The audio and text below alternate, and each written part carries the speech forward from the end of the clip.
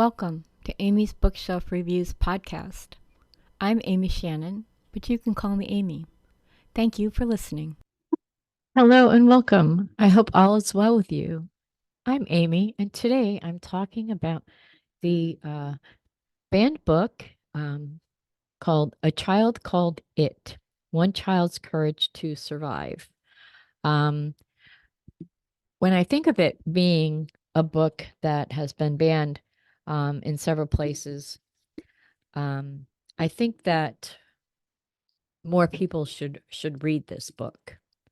Um, there are, and I didn't learn it till after I finished reading the book, that there are other books that follow this one. Um, this one was a worldwide bestseller, and it is, unfortunately, it's a true story, and it's a memoir of a man when he was a child. Um, the book, it basically talks about an unforgettable account of the most severe child abuse cases in California history. Um, this book took place in the series. It's the story of Dave Pelzer, who was brutally beaten and starved by his emotionally unstable alcoholic mother, a mother who played torturous, unpredictable games that left him nearly dead. What I find about this book also is that he had other siblings, other boys, brothers in the house, and they were not treated the same way as David was. He learned how to play his mother's games in order to survive because she no longer considered him a son, but a slave, and no longer a boy, but an it. His bed was made of an old army cot in the basement. His clothes were torn and raunchy. When his mother allowed him luxury of food, it was nothing more than spoiled scraps that even the dogs refused to eat. The outside world knew nothing of his living nightmare. He had nothing or no one to turn to, but he kept his dreams alive, dream of someone taking care of him, loving him, and calling them his son. And that's kind of what the book's description is. But I find that there's so much more to his story than what it describes. Um, he's very detailed in his thoughts and his abuse and torture, and also how he stayed alive because he was resilient and strong and brave. Eventually, I mean, he at a while, for a while, she wouldn't let him change his clothes. He had to wear the same clothes all the time. They're worn and holey and torn. Um, he was in school. He was the smelly kid that stole lunches. He used to steal when kids were at recess, go in their lunch boxes and take some food so he would have something to eat. But then he got caught stealing food and he was too embarrassed and he didn't want them to call his mother because she would be mad that he actually had some food to eat. Um, and starvation was only part of, I'm sorry, this book. I read it from beginning to end, and even when my eyes got tired, I just couldn't stop reading it until I finished.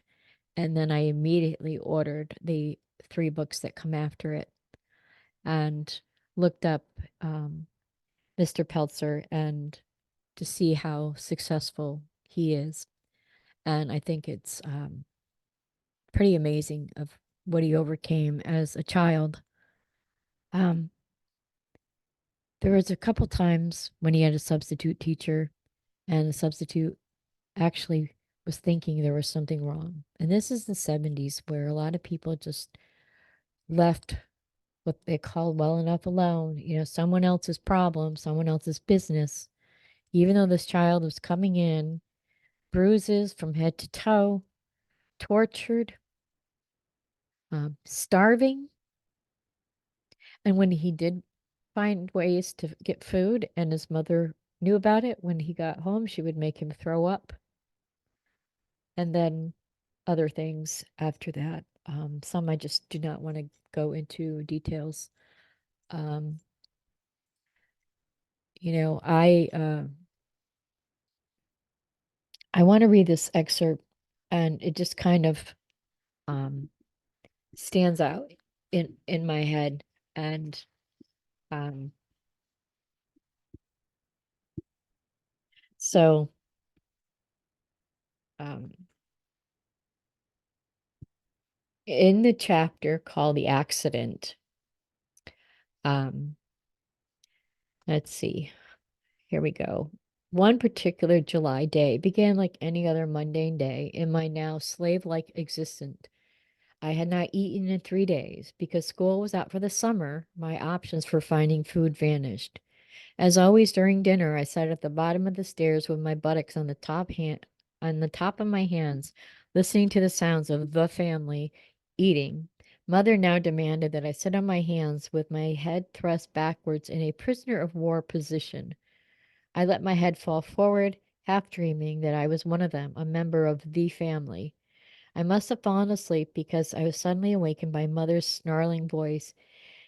Get up here, move your ass, she yelled. At the at the first syllable of her order, I snapped my head back, stood up, and sprinted up the stairs. I prayed that tonight I would get something, anything, to soothe my hunger. I had begun I had begun clearing the dishes from the dining table at a feverish pace when Mother called me into the kitchen. I bowed my head as she began to babble her time limits to me. You have 20 minutes, one more minute, 1 second more, and you go hungry again. Is that understood? Yes, ma'am. Look at me when I'm talking to you, she snapped. Obeying her command, I slowly raised my head. As my head came up, I saw Russell, who was his little brother, rocking back and forth on Mother's left leg. The harsh tone of Mother's voice didn't seem to bother him. He simply stared at me through a set of cold eyes. Even though Russell was only 4 or 5 years old at the time, he had become Mother's little Nazi, watching my every move, making sure I didn't steal food. Sometimes he would make up tales for Mother so he could watch me receive punishment. It really wasn't Russell's fault. I knew Mother had brainwashed him, but I had begun to turn cold towards him and hate him just the same. Do you hear me? Mother yelled. Look at me when I'm talking to you. As I looked at her, Mother snatched a carving knife from the counter and screamed, If you don't finish on time, I'm going to kill you.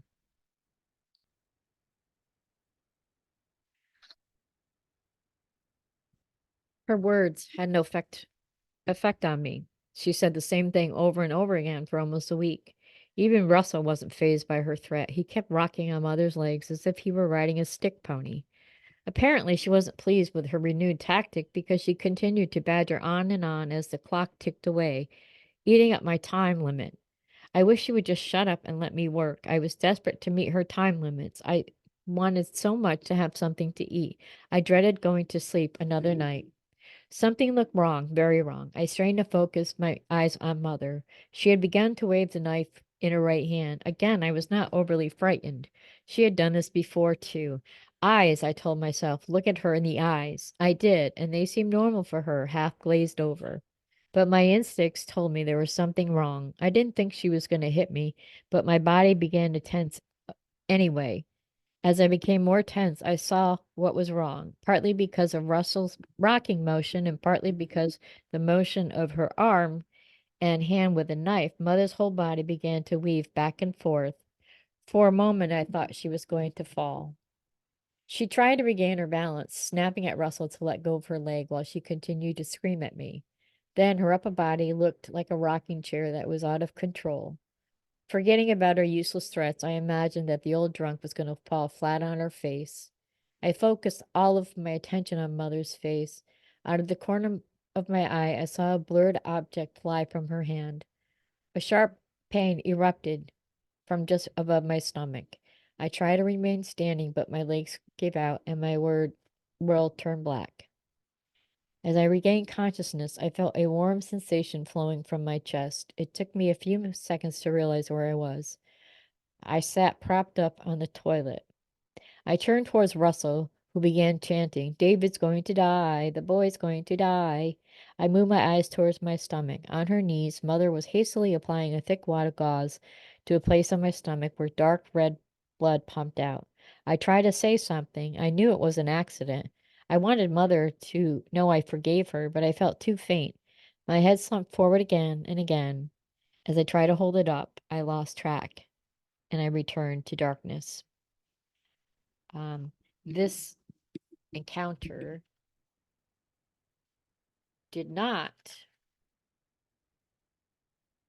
result in David going to the hospital. Um, his mother took care of it almost like she was caring for a slave, like it was nothing.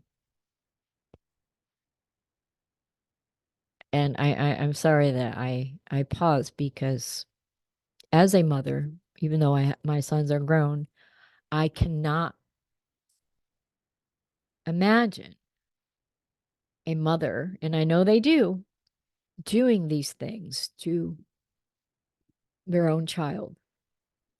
And picking just one out to do it, and it doesn't, it obviously it's affecting David, but his brothers as well, which he doesn't see them as brothers because they go along with what their mother does, even the father. um anyway, yes, this is a bad book and I love reading it, and I'm looking forward to reading the ones that follow. Um, I did write a review. I gave it 5 stars. Um, I beg my pardon. David Pelzer writes a powerful and emotional memoir about his abuse as a child in A Child Called It, A Child's Courage to Survive. A Child Called It is a very powerful and emotional book. It's the first book I read by the author. The author shares his terrible experiences with child abuse. And I say child abuse, but it was pure and simple torture. Starting out as a regular family with happy parents and brothers, David thinks he's got everything he needs. Things seem to turn on a dime with his mother, being the dominant one in the family. At first, his father tries to help him and stick up for him, but eventually his father is worn down by his mother, and no matter what his wife does to the boy, he turns a blind eye. David went from being David to the boy. David is the one of the family where his mother focuses her anger and sadistic torture, while the other boys in the family are untouched and deflated to the point that they believe that David is a bad boy. The torture includes starvation, being beaten if he steals food so he can eat, or eats out of the trash. David does his best as a child to think of ways to eat or even get a morsel of food, but his mother always catches on. Evil would not describe this person. However, young David is resilient. Sometimes he wish he would just die to get it over with, and other times he is determined to live and leave this place. Family, friends, neighbors, schools see the abuse but not do anything. After dehumanizing him by taking away his name, calling him the boy, she added another depth of torture by telling him he was an it. The abuse is in the 70s when David was a young child, and it was just the start of people thinking that things like that should not be happening. David was labeled the smelly kid who stole food, making him an outcast in school. It is definitely an emotional roller coaster, making you want to cry while also cheering David's strength, even at his weakest point. His mother stabbed him, beat him, put her put him in what she called her gas chamber, where she locked him in the bathroom, adding bleach and ammonia for its poisonous gas. Eventually, someone at a school finally Had enough of him coming in with bruises, torn and worn, unwashed clothes. Some of the pages you end up reading slower than others, not to miss anything. I must say that David was very brave as a child, and to him, thank you for sharing his stories. So that is A Child Called It. It is this on my homepage of amysbookshelfreviews.com. There is a section called Banned Book Spotlights. So any banned book that I read and review, this is a place on my homepage for it. Thank you very much for listening to this. And don't forget, if you're an author who wants to be on the show or you just want your book to be on the show, go to amysbookshelfreviews.com. This has been Amy's Bookshelf Reviews podcast. Thank you for listening. And always, be kind and stay safe. Thank you. /podcast for more information. If you're an author and you want your book to be reviewed, go to amysbookshelf.com for more information. Thank you, and I'll talk to you next week.